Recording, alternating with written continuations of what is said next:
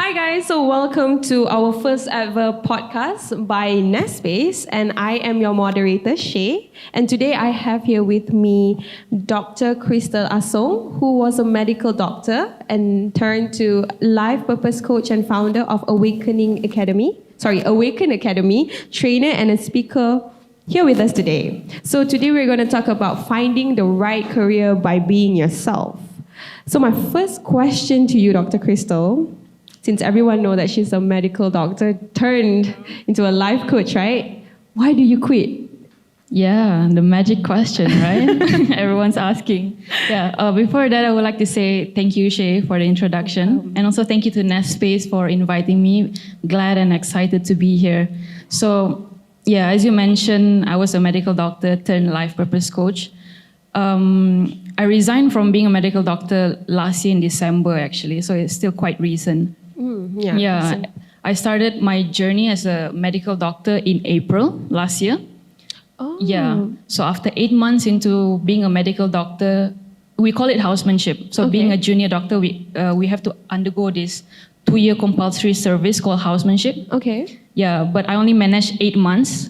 So after 8 months, I told myself, okay, this is not for me anymore. Like this is, like I'm done with this. So like by December, I resigned. Mm-hmm. But like the thing is, being a medical doctor has always been my dream. I've always wanted to be a medical doctor ever since I was young. Mm-hmm. Yeah, like for some people, when they're young, they don't really know what they want to do, right? But I already know, like at that moment, even at 7 years old, I remember in primary school, like I want to grow up and be a doctor. That's what I wanted. I don't know how. Maybe it was implanted in me by my parents or by society or something. But yeah, ever since I was a young kid, I was always naturally curious. Mm-hmm. Mm-hmm. Yeah, so I come from a small town in Sarawak. Okay. Yeah, this oil and gas town in Bintulu. Oh. Yeah, we're one of the biggest oil and gas contributor for the nation, FYI. Yeah. So I was from that small town, and then I was always curious about what is beyond this small town that I was confined in. Uh-huh. Yeah, so I love learning, I loved exploring and discovering about many new experiences and trying out many different things. Mm-hmm. And also because I love to learn, I think it was also natural for me to be studious at school. Right. Yeah, so academically I did well. Okay. So school was a breeze for me. Not trying to brag, but it was a breeze because school is more like rote memorization. Like you read, you memorize. So yeah, I did well in exams, and we always joke, right? Like there's this Asian meme. Yeah. Yeah, there's this Asian meme. Like they say, like if you do well in school, you can only grow up to be either 4 things: a doctor, a lawyer, an engineer, or a family failure. So yeah. So I chose the pathway of becoming a doctor because I love studying about the human body and how our human body works. Because you were curious, right? I was curious, and I wanted to know about myself and how this physical body works. Mm-hmm. And I also love biology in school, so I became a doctor, and also because I love the idea of being able to help people, right, and able to cure whatever they're going through health-wise, and creating an impact in their lives in that way. Yeah, so I worked my way up through university, aced all my exams, interviews, studied in one of the best medical universities in Malaysia, University of Malaya. Yeah. Then graduated, and then finally I told myself, like, yes, I'm in the pinnacle of my life. Like I've been working my whole life for this one moment. Like I'm finally here, right? Yep. Yeah, and so. And also my parents were very proud, and I could see the pride in their face, like their face beaming with pride whenever they introduced me to their friends. So that's all a doctor could ask for, just to make your parents proud. So, and then I started becoming a medical doctor last year, as I mentioned, in April. At first I was very excited because I was curious. So I wanted to learn as much as I can within a very short time frame that I have and adapt as much as possible in the very fast-paced working environment. Yeah, and trying to be of good use to my colleagues and also to my patients. So, but then after a few weeks, went by, I started to face a terrible burnout. Burnout. Yeah, just I think like 3 months in.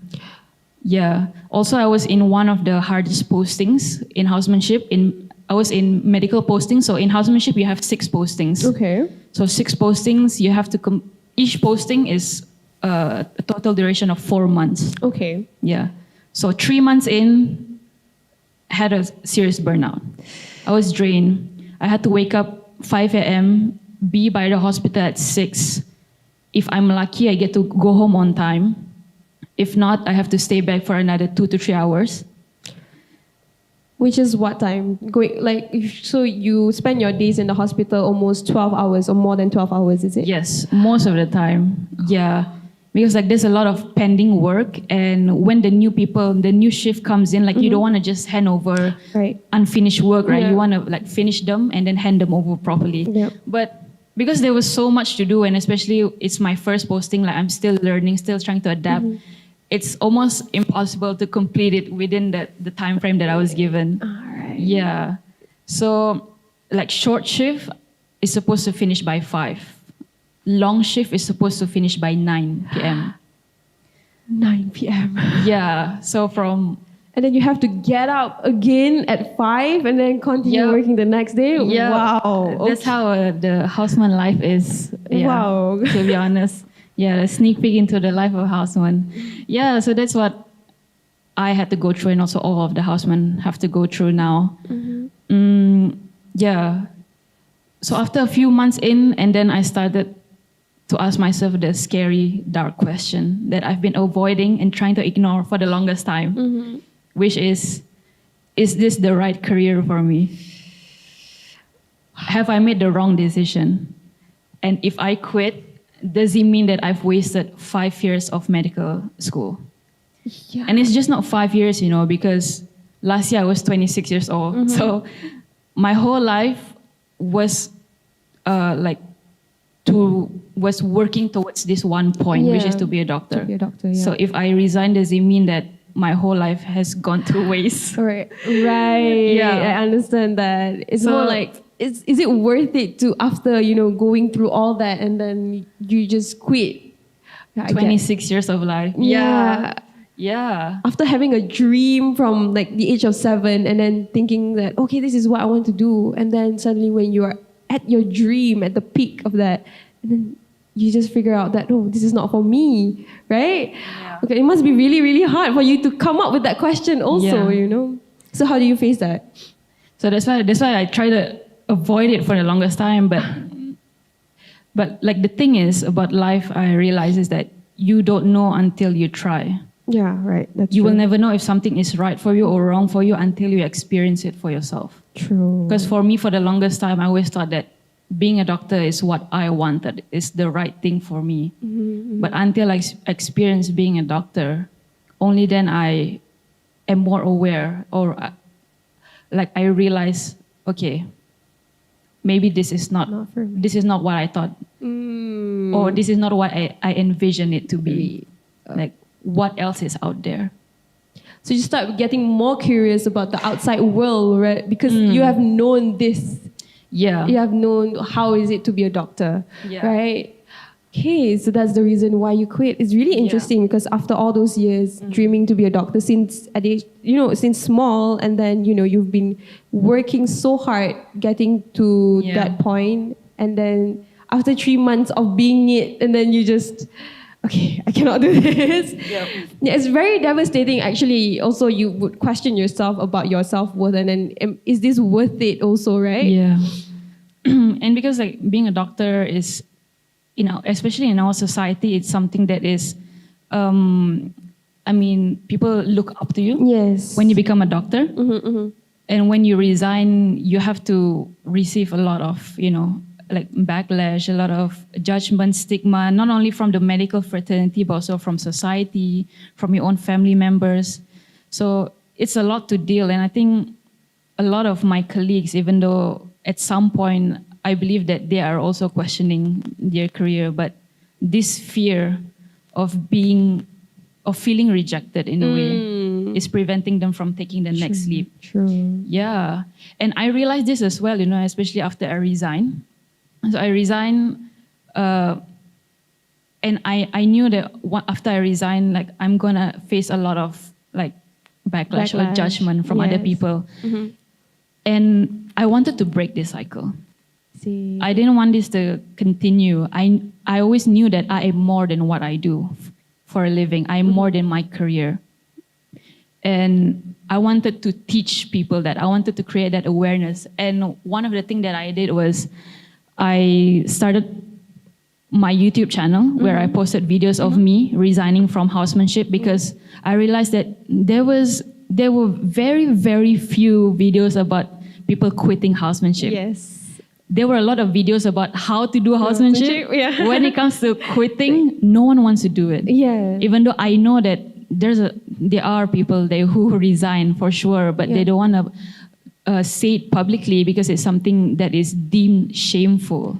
It's almost like a taboo. Like a taboo. Yeah, it's almost like a taboo, right? And I don't want that. Like, I wanted to break that. So that's why I started posting videos of me sharing my experience going through the whole process. And surprisingly, a lot of people were engaged with the content. Yeah. Yeah. Because it's something new, something interesting, because not many has done it. Yeah. Yeah, and then you are one of the first ones to be vulnerable and say that, hey. Yep. I used to be a houseman. I used to be a medical doctor, and then now I quit.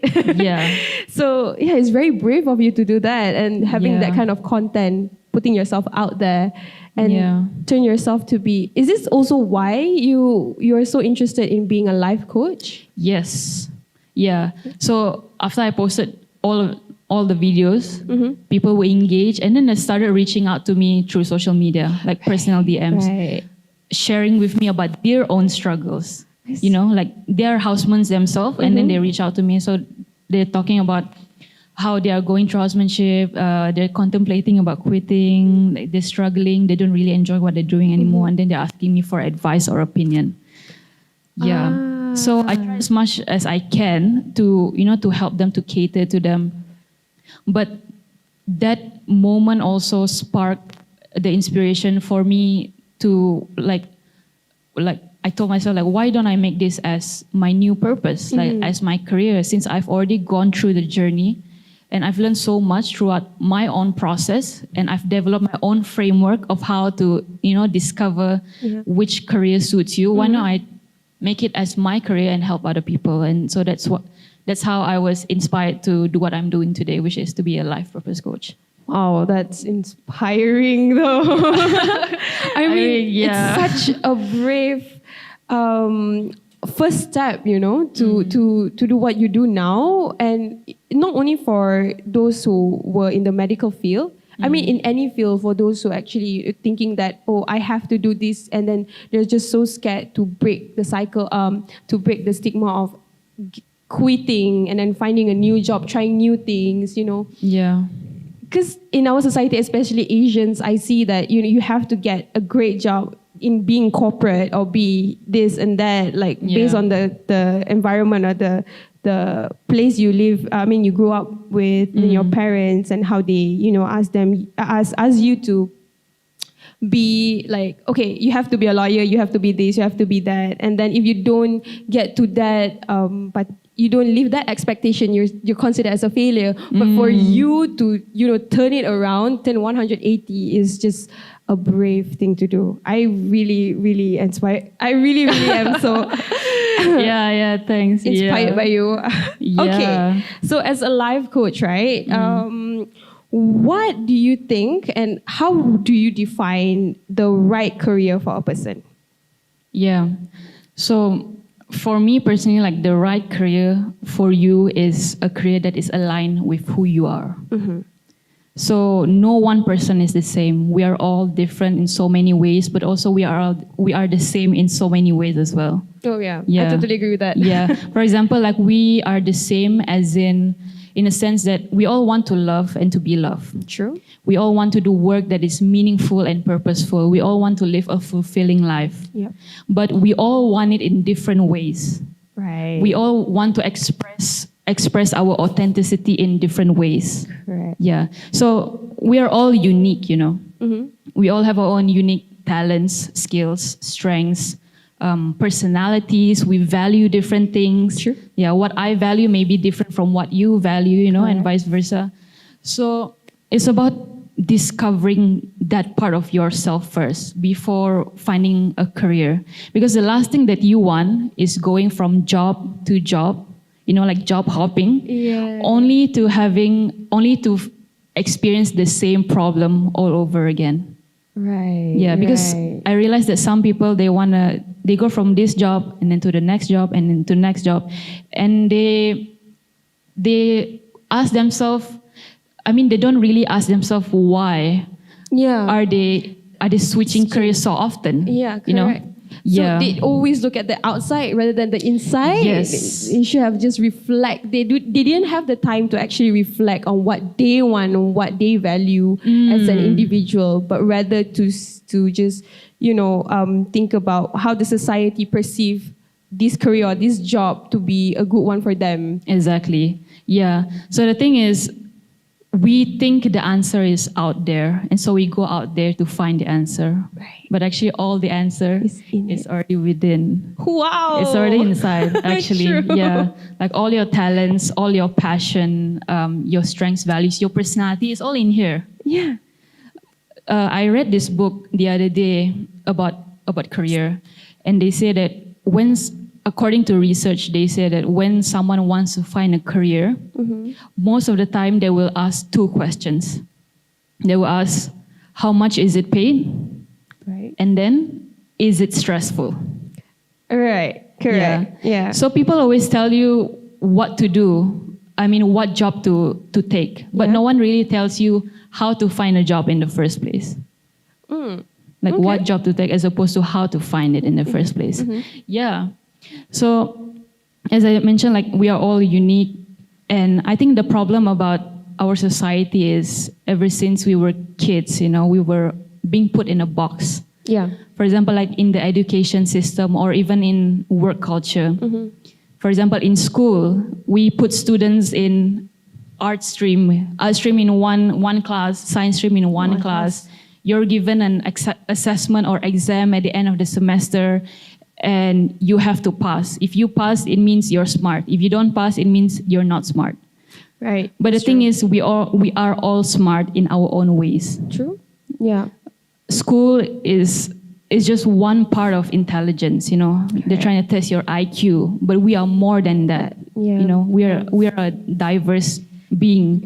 Even at workplace, like you go to a job, they give you this list of like job description or a list of procedure that you need to follow through just to achieve a specific outcome. Yeah, the KPIs. Yes, KPI and the kind of stuff. But the thing is, there are so many other ways to achieve that outcome. True. Different people, they do work in different ways. They express work in different ways in order to achieve the same outcome.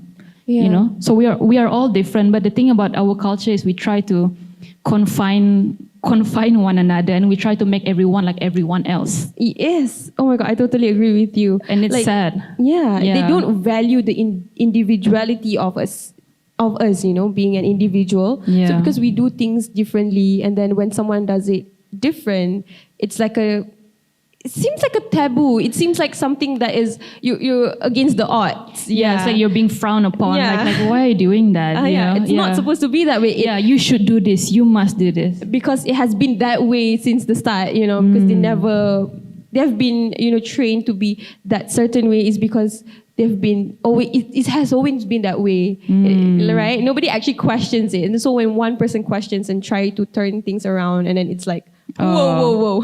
Yep. Yeah. I think that's the thing about our society in general. Like ever since we were born, we've been given a prescription or a list of instruction about how to live life. Yeah. Right?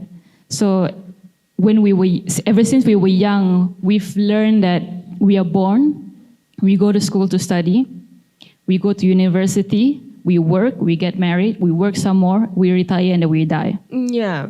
We've been taught what to think, how to act, yes, how to feel, what course to take, which university to go to, how much money to make, or what job to work in, like all of these list of things that we should abide by, all of these rules.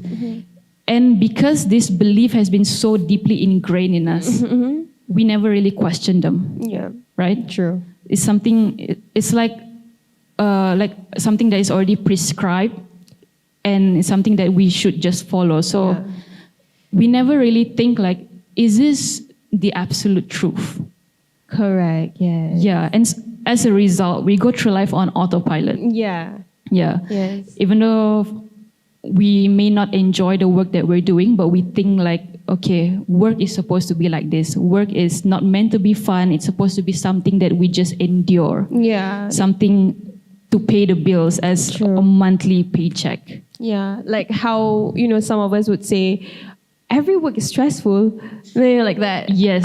You have to sacrifice something. Oh, yeah. We just recently talked about that, right? Yeah. Yeah. So it shouldn't be that way, because if you like what you're doing, you shouldn't have that. No, you wouldn't have that thought. Yeah. So and we are normalizing that. Yeah. We are normalizing like work should be something that is full of pain and suffering. Yes. Yeah. Shouldn't. Yeah, it shouldn't. And because we are normalizing this, we become victims of a rat race, like this rat race of trying to achieve more and more, and it's never satisfied. Yep. In a society that thrives on competition and comparison instead of embracing ourselves authentically. Correct. Yes, Yeah. I totally agree with that at this point. And everybody is just on this race, and it never ends. The chase never ends. The chase never ends. You're never satisfied because you're trying to chase something externally. You think like happiness is out there. Yeah, and you get burned out after doing that, right? Yeah, So that's why. And that's why, like, at the end of the day, they feel unhappy, and yet they still wonder why. Right? Right. Yeah. That's the question. Most of us actually are asking ourselves, like, I have everything, but why? Yeah. Why I still feel this way? Yeah, and you think like the answer is somewhere out there. Yeah. Yeah. Okay. Right. That's something to think of. It's really... Yeah. And also, I like this quote by Jay Shetty, where he says that you cannot be anything you want, but you can be everything that you are. Yeah. For example, I cannot be you, you cannot be me, we cannot be like the other person. Yep. Who we can only be is ourselves. And the answer is already within. Yeah. It's about pulling that within ourselves, bringing up to the surface so that we can express them and contribute it to the world. Our unique, authentic self. Wow. That's really nice quote. Never thought of that. Because as an individual, I always value validation from people. I'm going to be really honest. Like I used to think but I was really bad. I was really on finding validation outside last time. But then at one point in life, I felt like, no, I cannot constantly keep on finding validation from like my boss, my parents, people around me only. I have to validate myself, because at the end of the day, at night, I'm being with myself. Early in the morning, the exhaustion, I start every day with myself. So I cannot be constantly asking for people's validation and saying, am I doing this right? Am I doing this wrong? At the end of the day, also, we don't like people asking us for validation, right? It's annoying. Yeah. So, that's really nice. It's really something to think of, right? And you cannot give something to other people, the thing that you don't have yourself. Yeah, like, I have this quote. Someone told me this, you have to fill your cup first in order for you to fill others. Yes. So if your cup isn't full, you cannot fill other cups because you're not full yourself. Like if your cup is empty, there's nothing else to give. Yeah. And then you go out and seeking it from other people, from someone else. Right. And that is where all the emptiness and insecurity comes from. Right. Yeah. Wow, that's very insightful. Yeah. Okay, so now when we talk about, that's us as individual, right? Okay, so when we talk about career, in a career-wise, right? As an individual, we always have options, right? We always have options, and options can be seen as blessings to some, but some doesn't have the option, to choose their career path. So, in your point of view, how do you weigh the options, and how do you see these options as a blessings, and how can one overcome that? As an individual, they actually have the options, but it's just that they don't have the freedom to pick and choose. So, what are your opinions on that? Yeah, there's a lot to unpack in that question. I mean, in a career-wise, how do you think one can weigh their options? First of all, I believe that we all have options. We all have options. We all right? have options. We all have choices. We all have free will. But the question is, like, what is holding us back? Yeah, what is the obstacle holding us back? Right. Yeah. Different people have different circumstances. Oh, definitely. Yeah. Right. Yeah, and that's also that affects how one thinks and one perceives certain things. That's why when they think they have no options, they actually do. It's just that they are not aware of the options given, or the things that they can choose, or the free will that they have. Yeah. One of it is probably because of how we have been conditioned.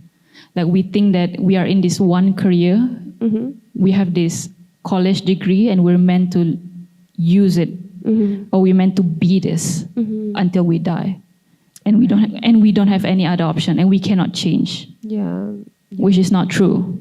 Yeah, definitely. As you grow, as you understand yourself better, as you learn more about yourself, things will change. Yeah, just like in life in general, like. You evolve. Yes, you evolve. There's a quote like, the only thing constant in life is change. Right. Yeah. Yes, correct. So you will always change, like how seasons change, plants, they grow, die. Did I say plants? Yeah. Plants can change, goals can change, but most importantly, you change, as you grow older, as you learn about yourself more. So, wait, what was the question again? How do you weigh the options? How do you weigh your options? Oh, yeah. There's a framework that I usually teach people. Like, how do you decide whether a career is right for you? And as I mentioned, like, how you find your career is, the right career is defined by whether it is aligned with who you are, right? Yeah. Because everyone is unique. So I came up with this framework that people can follow. It's almost like a guide, but the answers will be different for different people, but it only acts as a blueprint so that they can follow through. So the guide is this equation. Ikigai. Ikigai? Yeah, I don't know if you heard about it before, but Ikigai is a Japanese term, which means reason for being. Reason for being. Yeah, for being. What is your reason for being here on earth? Like, what is your purpose? Yeah, so Ikigai plus values, your personal values, plus personality, your personality. So it's based on us. Yes. Right. So that is a framework, almost like a makeup of who you are. I see. Yeah. So if you can find the answer within that framework, and you can live a life that is aligned with that, then I think you're off in the right direction. You know what's interesting? So the topic today is finding the right career by being yourself, right? It's something that I just came up with like at 4 p.m. last night. Oh, okay. So I didn't know that Ikigai means being, Yes. So it's really interesting. It actually aligns with what we're talking about. Yep. So, wow, interesting. Yeah, and it's something that I've been teaching people a lot also. I see. Yeah. So Ikigai actually, it has 4 elements in it. So first is what you're good at. Okay. Yeah, what you're good at doing. Okay. And then what you love to do. Okay. What the world needs. Okay. And lastly is what you can be paid for or what you can be rewarded for. So these 4 things. So if you can find like the intersection within all of these 4 elements, then that is your ikigai. Okay, but how does it work? How this ikigai can help you to choose your career and how, as an individual? Yeah. So like as I mentioned, like we don't want to go from one career to another career, only having to experience the same problem over again, right? So we want to first, instead of going out there looking for the answer, we have to first go inside. Learn about yourself. Yeah, learn about yourself, dive deep within yourself, and then ask yourself, like, who am I? Right. What are my strengths? What are my personality? What do I value? When it comes, for example, when it comes to work, what do I value? Like me, when it comes to my work, I value freedom. I value autonomy, being able to do things my own way, being my own boss, work with whoever I want, whenever I want. Right. And then being able to express myself creatively. Those are my values. And then other than that, you also have to know like what are your personality? Whether your personality, is it fit for this specific career? For example, if you're a very creative, artistic person, but you work as an accountant, for example, something that's very rigid, office work, like full of analytics and numbers, of course, it won't suit you. And you're going to feel very burnt out and depressed and drained. Yeah. And some people, they don't know why. Right. Right.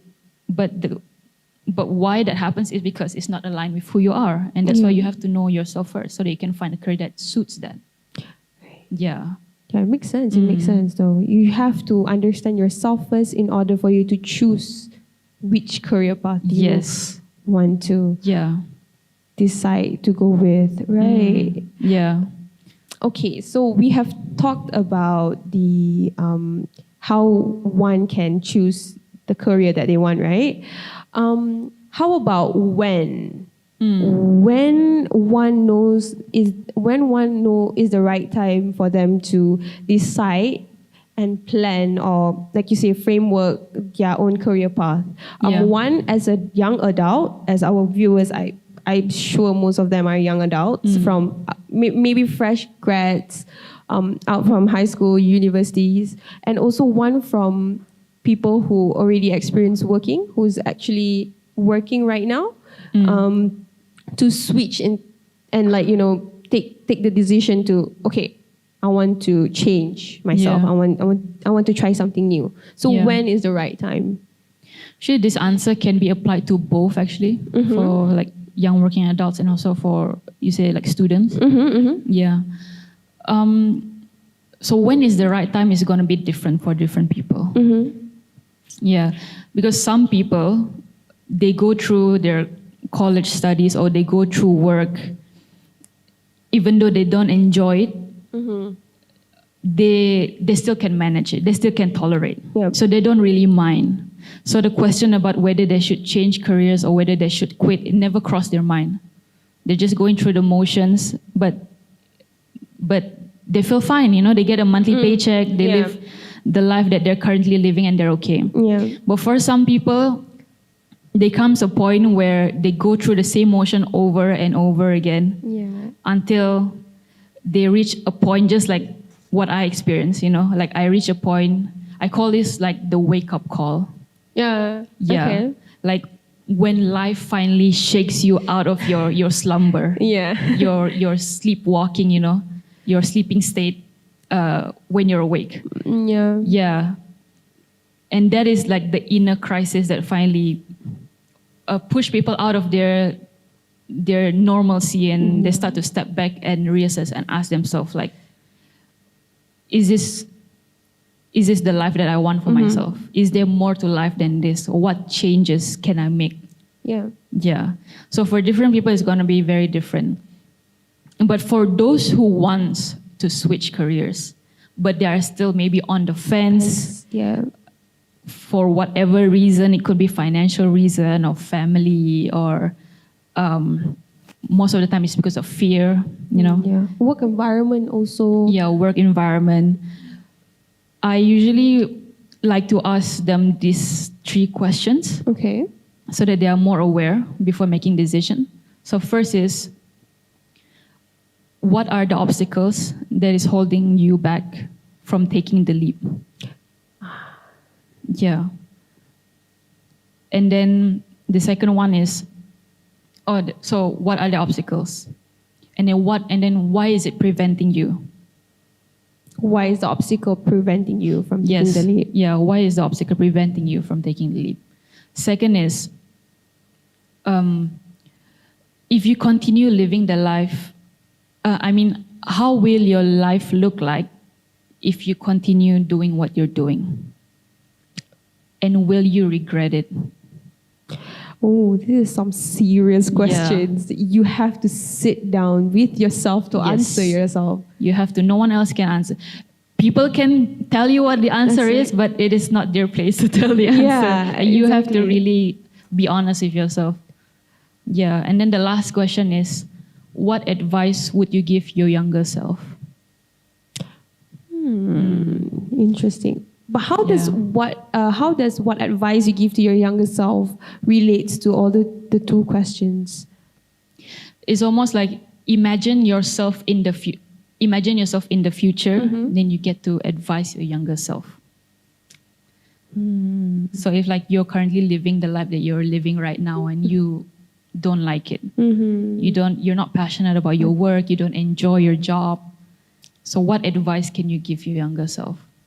Would it be the same? Would it be like, don't take the risk, just continue living life the way you're living? Or would it be something else? So that advice can empower you to make the decision right now. Right. Yeah. Right. But you've got to be really, really honest with yourself. And sit down with yourself. Yeah. This is a really hard question. It sounds simple, but when you actually sit through it, not many can actually, have the courage to be really honest with themselves, to find that answer. Yeah. And one of the reasons why is also because they may not like the answer. Yeah. They already know the answer, actually. But they don't like it. They don't like it, or they don't accept it, or they are still in denial. They are still trying to rationalize what they're going through. Like they say, it's okay, I can take it just another few more months. Like this will be better in the future. Wow. It's like I will be happy when this happens. Right. But will you really? Yeah. Yeah. How long more would you want to be in that situation? Be in that cycle that you don't really want to be in? Yeah. And so the thing about life is, once you start to question about how you've been living life, if you don't change, life will continue to shake you up. Like the universe will continue to keep on nudging you, and then you're gonna feel very, very uncomfortable. You start to question yourself over and over again until you take up the call. So that's why it's called a wake-up call. So the universe is always ringing the phone, but it depends whether you want to take up the call or not. Wow. Yeah. I feel like this is for me. For some reason. Yeah, yeah. Wow, that's actually really insightful. I've actually, to be honest, I've already had like a few, a few, I consider it as like a wake-up call for me, but I keep denying it, Like, is this what I want to do with life? There's so many things. I question myself, my worth. So, whatever you said just now is really something that I actually should sit down and think about myself. Yeah, it's harder than you think, when you really facing at that point of your life where you have to either pick and choose to be in your comfortable zone, but you actually grew out from it already and you have grown so much, but you just don't want to leave that part of your life where you've always been there. You've always known. Yeah, you have always known. Because the uncertainty of trying new things is sometimes scary. So the fear of that it's real. But again, would you want to stay here, or would you want to try something? Right? Yeah. So you can ask yourself those 3 questions. Right. Okay, I should do that. That's a homework for me, guys. Yeah. You say like you want to try something new, but there's something holding you back. Yeah. So like the first question is like, what are the obstacles? What is preventing you from taking that first step? And why? Yeah. It's something that I have to think about. Yeah. Thank you. And I think, like, to be honest, I feel like all of us deep down inside, we already know the answer, even though we may feel confused about it. I think the reason why we're feeling confused is like what you say. You know the answer, but you just don't want. You're just being in denial. That's when you're confused. So like just now you point here, right? Like we know the answer. It's like in the heart. Yeah. But we are in denial. It's in the head. Yeah. Yeah. So there's a battle there between the head and the heart. Wow. Between the intellect and also like the inner intelligence that is already here. Yeah. So there's a friction. Yeah. And this is what we have known, and this is more than that. Yeah. So like I always tell people, like the heart, the head, it just wants to protect you. Yeah. But the heart wants to experience. Right. Yeah. Wow. Yeah. Mind blown. Mind blown. Moment of silence. Yeah. Right. Wow. Something to ponder upon. Yes. And I think so I'm talking a lot. You should, stop me if I'm talking too much. No, you continue. Just continue. I have so much to say. This is really interesting. And I'm sure that, the audience really appreciate this, because we don't really talk about this. And it's usually like straightforward on like, okay, career path is supposed to be this, like what you say, it's given to us. It's been planned for us, and we just have to abide with it or follow how those, the previous generation have done it. And it's always like that, right? But I think this conversation is really good, because it probably inspires some of them out there to break the cycle from what is norm. Yeah. And I think our generation is going towards that. But having this kind of conversation just opens more doors for people to think about themselves and think about how they want to live life, rather than being planned out for them. Yeah, I mean, that's what I hope for, and also that's what I'm trying to advocate, trying to teach people. Because as I mentioned, like ever since we were young, we've been told what to do, and also like how to think. Yeah, how to think. Right, yes. How to think. That you should do this, you should do that. Yep. This is the right way to do it. So we're living in someone else's idea of what a good life is. Yes, correct. And we never give ourselves the space or permission to think what is a good life for ourselves. Yeah. So we think so much with our head. We try to rationalize things, justify, come up with conclusions. But we also need to realize that other than the intelligence that is up here, there's also another intelligence which is here, in our heart. Within us. Yep. Back in our hunter-gatherer ancestor days, like Stone Age and all that kind of stuff, like many years, I think it's million, or thousands of years ago. Yeah. They don't have technology like we do, right? Yeah. They don't have the internet. Like, how are they going to communicate? Like, they don't have all the privileges that we have now. But what they have is the intelligence which is within. The instinct. Yes, exactly. So they have to only rely on gut instincts or intuition, or there's this inner knowing, because without this inner knowing, they would be eaten alive by predators, right? True. Yeah. So this instinct that they have is a way for them to survive in the wild. Right. And that intelligence has always been inside here. It's always innate within us. even as we evolve up until now. But because we have been taught to think with our head so much, we start to lose that. That inner knowing. Yeah. Yeah. And we learn to not trust it anymore. Because we are so separated, we are so disconnected from it. Yeah. You know, our intellect and also our head and also our heart is so disconnected, so separated. Yeah. So like what we can do now, and I'm also like encouraging people, is to tap more into that inner knowing that has always been inside.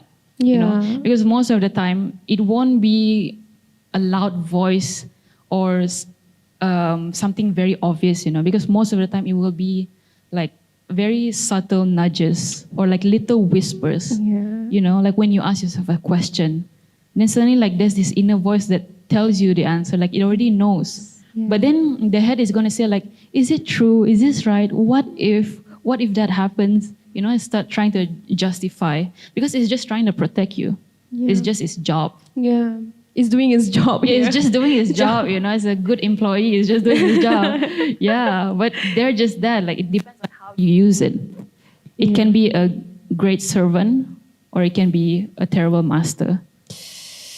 Wow. So it depends how you use it. Wow. Yeah.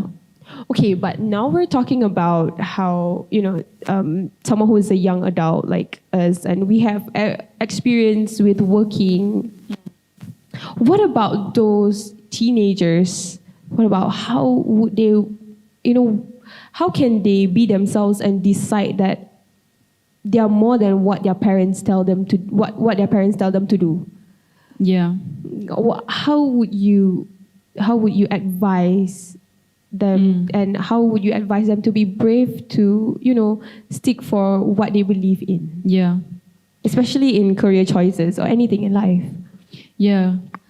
So, especially when, you know, when we were kids or when we were younger, our parents are like our idols, right? Like this authority figure that we abide by. Yeah.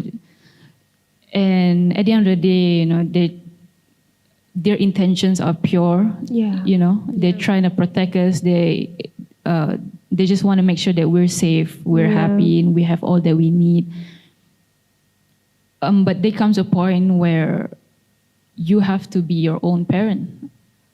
Yeah. Yeah, and you have to make your own choices as well. Like you cannot continue to let someone else run your life, because if you do that, then that happiness will always be somewhere else.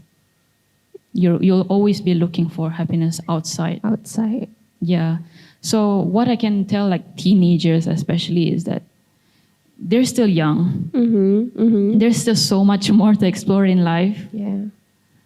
If their parents are telling them that they should be this, they should be that, and the teenagers are stressed out about it, what I can tell to both teenagers and to parents is like, just chill, relax, relax.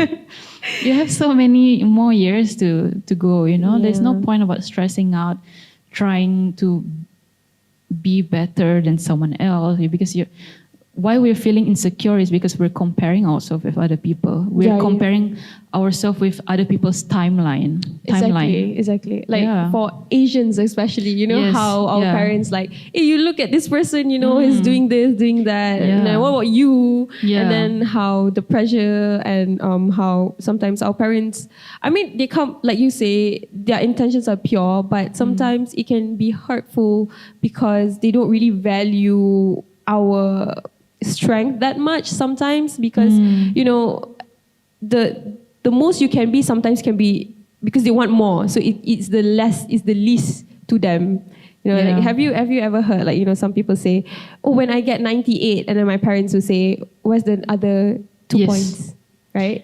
Yeah, so it's really hard lah, especially Asian parents. Most of them, they have the same mentality, and then these kids would, you know, feel insecure, incompatible, always being compared to someone else. So I think that's why that led them to, you know what, I'm just going to listen to my parents, and because this is what my parents have already known and it seems to work out, so I'll just follow that. But what are your advice for those who say like, no, but this doesn't work out and really want to challenge that? Yeah.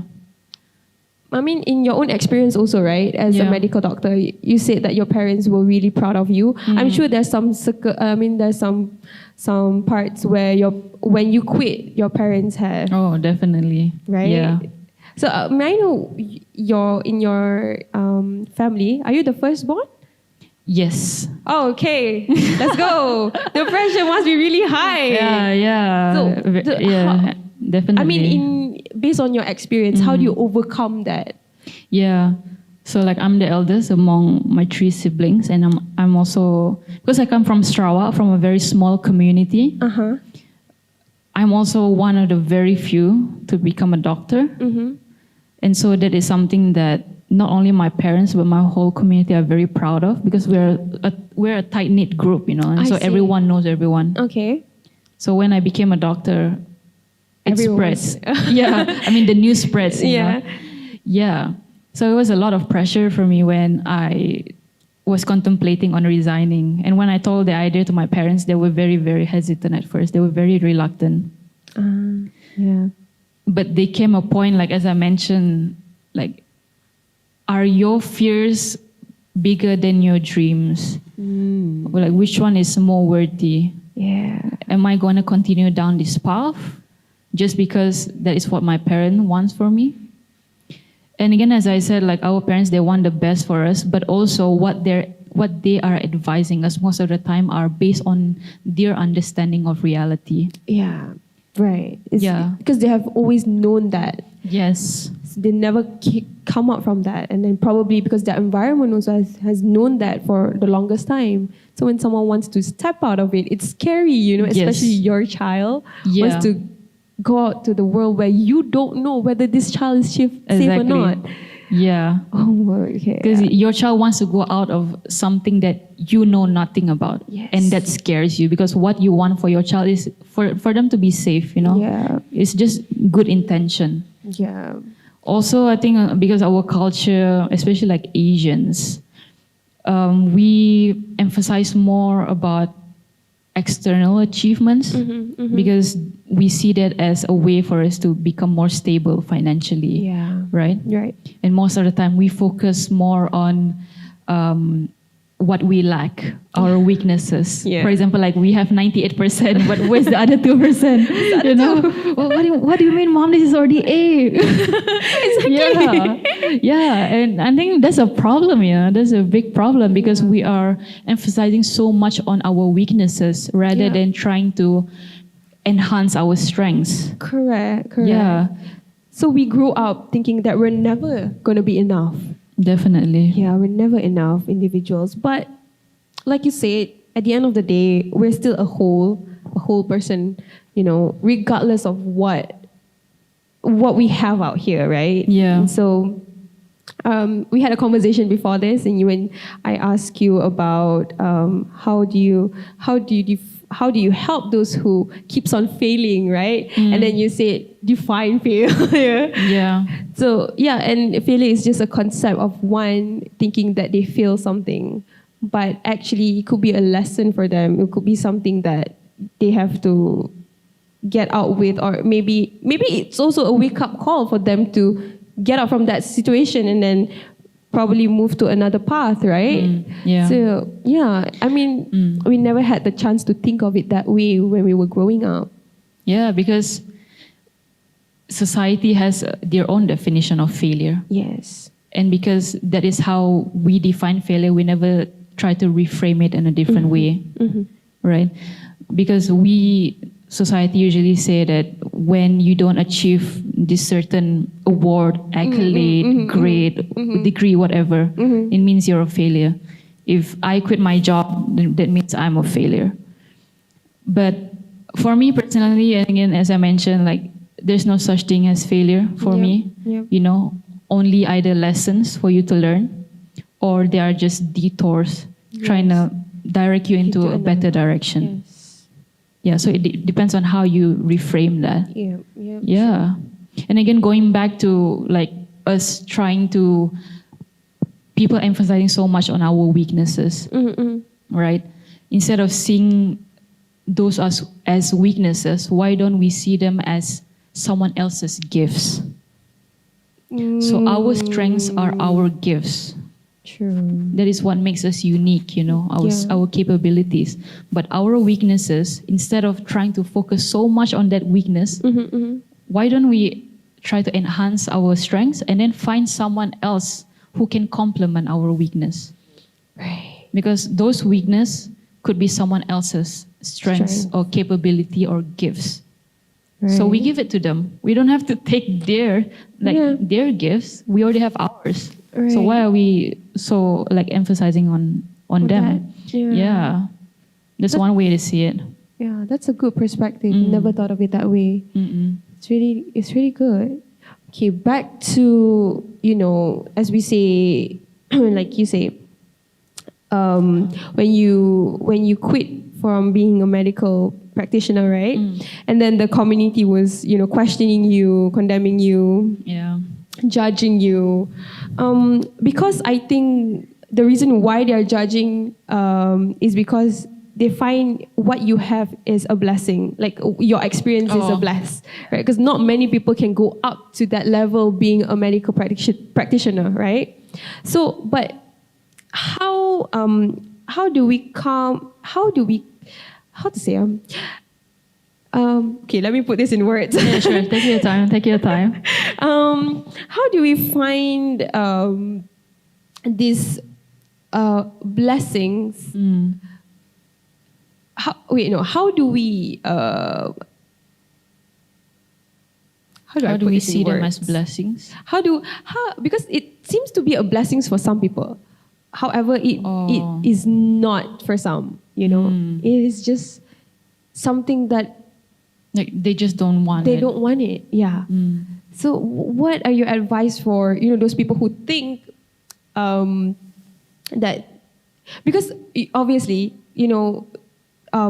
insecure people or people who think that they're not enough would think other people's blessings or options are just, what do you call that? It's like a privilege. A privilege. Something that like a privilege. But actually, it is not. It is something that you can choose to do yourself if you put yourself. You decide to make that choice. Yeah. Right. So what are your advice on people who think this way, like having this kind of perspective? Yeah. So different people, they have their own unique journey. Yeah.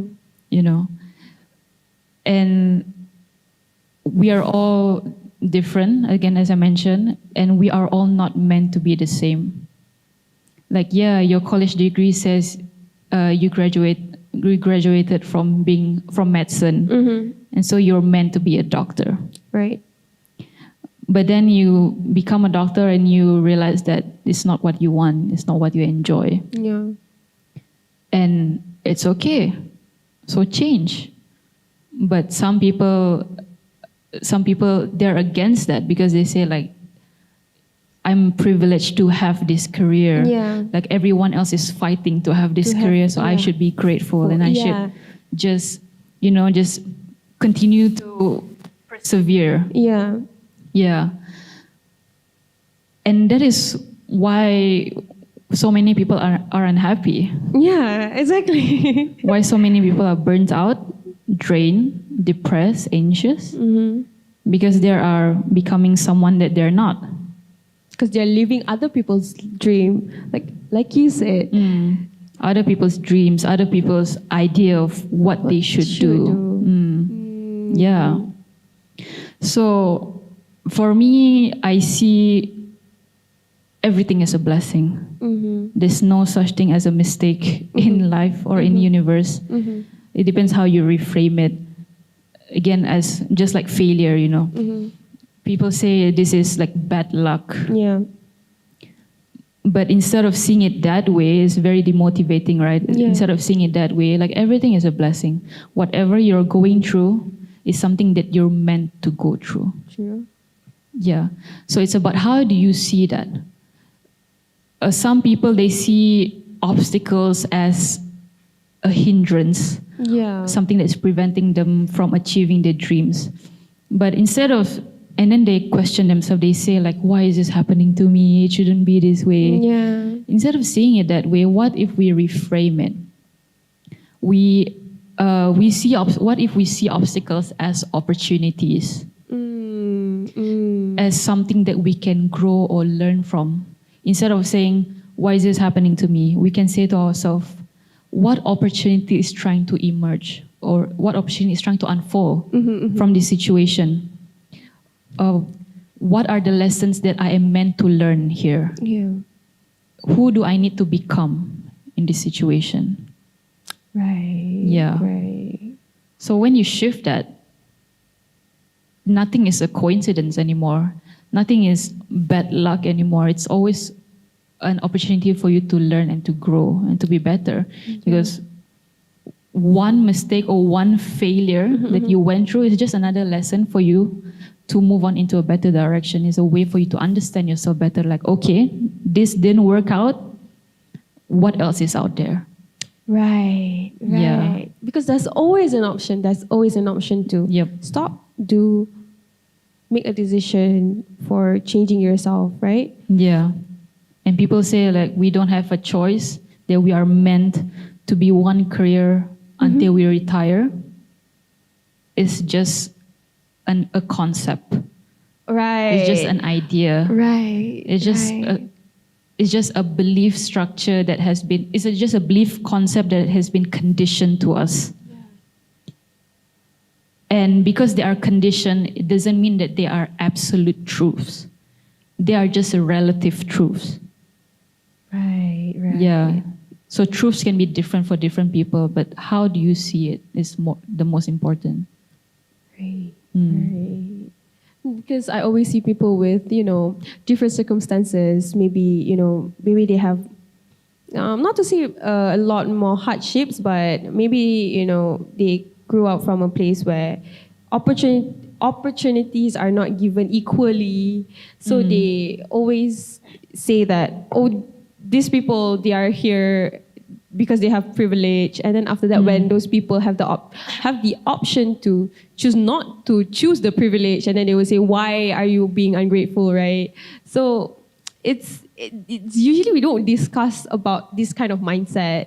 So I really like how you say it's just a concept, and it's how we see our circumstances and how we work through what we have and think it as, this is not my circumstances. I should think this is as a blessing. So with what I have, what can I do more, right? Yeah. And there's also a very interesting mentality, like people who say like, oh, why are you doing this? This is your privilege. Why are you like stripping away your privilege, all the things that you've worked so hard for? And that kind of mentality is the exact mentality that is holding a lot of people back.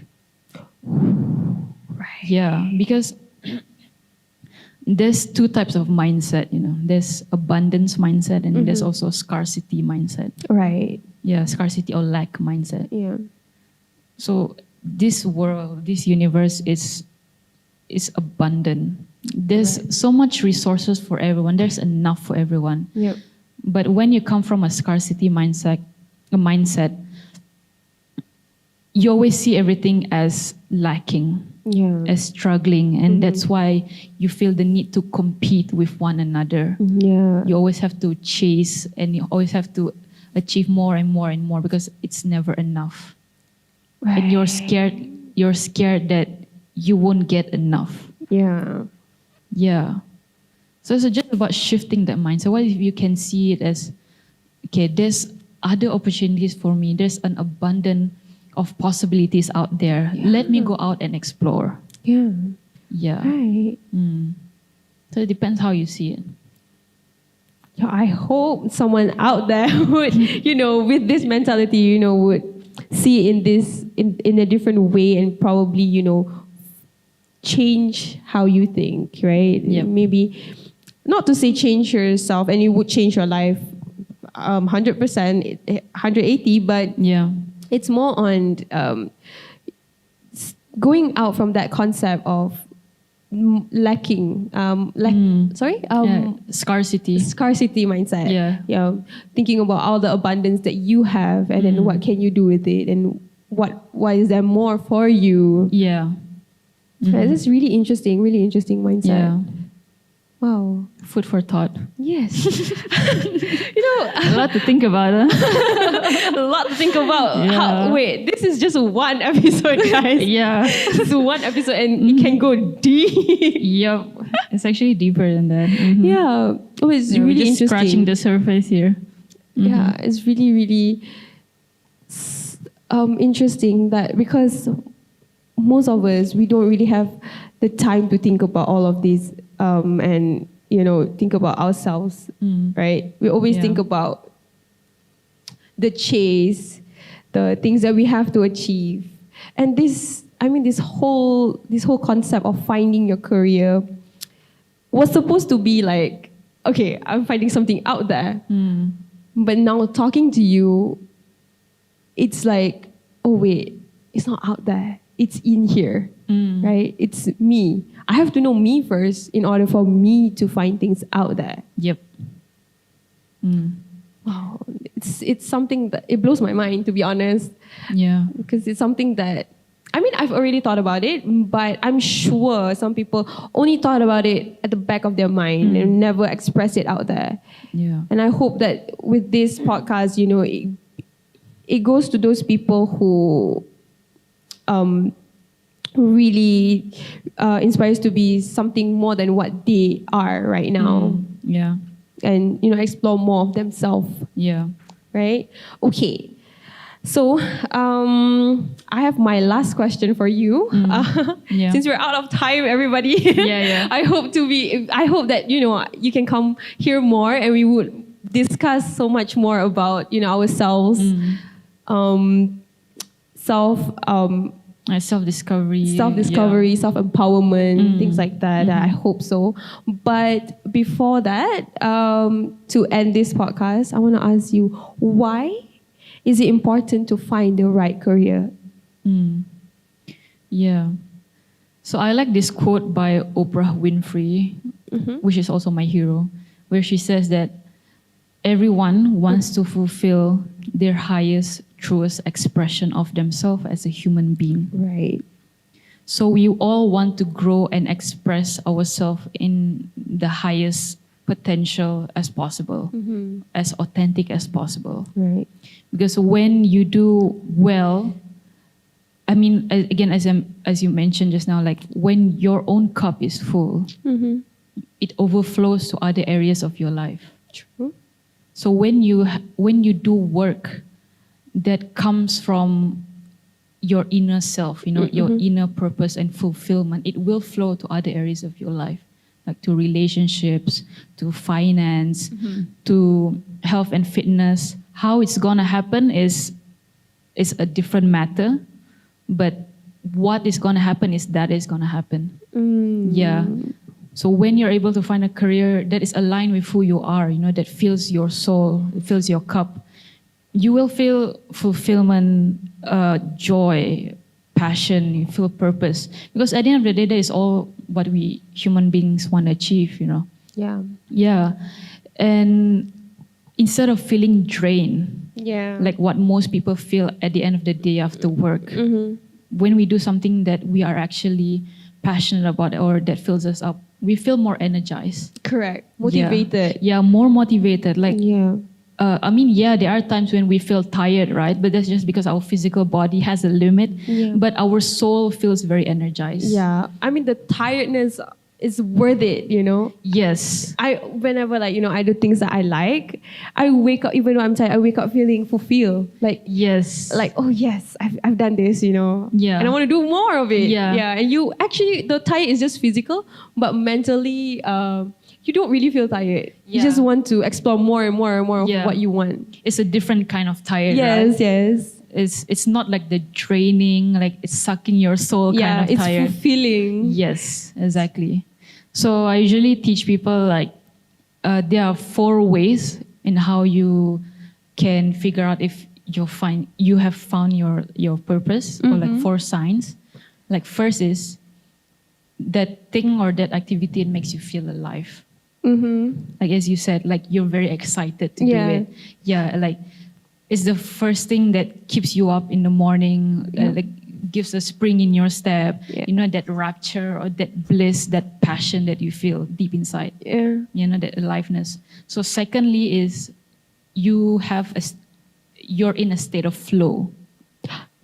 Meaning that when you do something or a specific activity, for example, a thing that you like, you lose track of time. Yeah, because you're in flow, you're so immersed in doing that thing. Yeah, and you lost the track of time. Yeah, and an hour feels like a minute, you know, as opposed to you doing something that you dread. Like 1 minute feels like forever. Yeah. True. When you do something you love, you lose track of time because you're so into it. And you want to learn more and more, you want to do more of it. So that's second. The third one is it feels natural to you. As if like when you do something that feels very natural to you, you feel like you're in your element. Okay, like I'm meant to do this. This is where I belong. Like it just clicks for you, you know? Like the jigsaw puzzle, it just fits. Yeah. It feels very natural. And then the lastly is comfort. There's a sense of contentment inside of you when you do it. You feel like this is right. Like this is where I belong. Like I am meant to do this.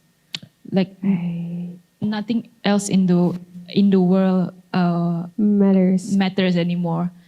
I mean, in more like a spiritual sense, you know, like you just feel calm and content when you do it. Yeah. So those are the 4 signs that you can look out for. Yeah. So when you, again, going back to the question, why is it important to find the right career?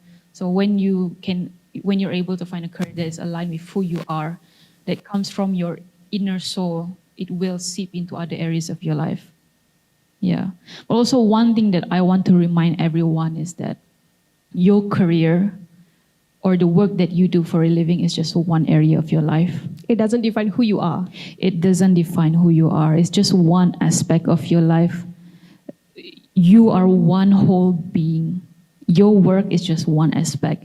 Just like other areas of your life, like health and fitness is just one aspect. Finance is just one aspect. Relationship is just one aspect. So at the end of the day, you are already whole and complete just the way you are. Like deep inside. Yeah. So it's about tapping into that wholeness that you already are, that you already have. And in whatever you do, it will flow from that state of being. Yeah. And that's when everything goes right? Yeah. You know, when you tap into yourself, then that's when you can find yourself in a great career. It goes on and on in life. Yeah, and you evolve. Yes, as a person. You may be in one career now, but as you grow, as you develop, as you mature, as you evolve, as a human being on this planet, you change and your career can change as well. Yeah, you can explore more things, experience more things. Yeah, there's never an end point, there's never an end destination. Your journey, for as long as you live, it will going to be a lifelong journey until your last breath. That I can assure you. Yeah, again, like nothing in life is constant. The only thing constant in life is change. And we need to remove the idea that our identity is tied to our career. We need to let go of the idea that the sense of who we are is what we do for a living.